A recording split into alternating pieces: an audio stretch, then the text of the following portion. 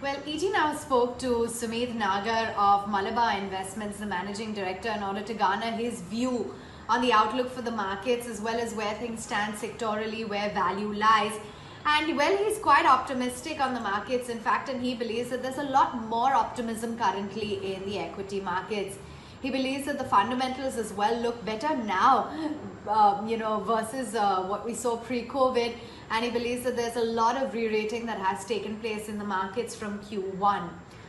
He believes that even going forward, we are likely to see a strong rally play out in the equity markets, and that's largely going to be based on fundamentals. And he's focused on companies that could benefit from a major disruption that takes place in the economy. So he continues to remain invested in stocks like Affle India as well as IndiaMart, very bullish on those two names which have been part of the portfolio at Malabar Investments.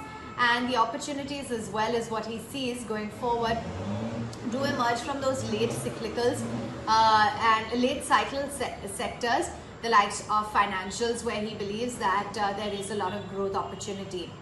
Sumit Nagar is also looking at platform companies and aggregators that have seen unbelievable growth, as he described it, in the year 2020.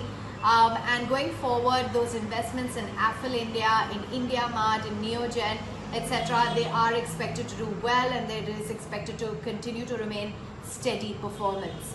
When it comes to the investment in Rossari Biotech as well, he's expecting strong performance going forward.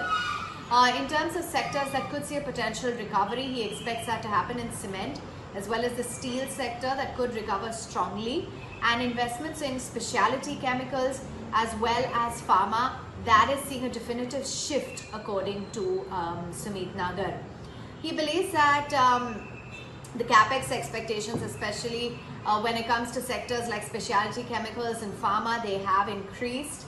And he believes that the likes of GMM Pfaudler are likely to benefit from disruption in COVID, and he sees quite a bit of opportunity here.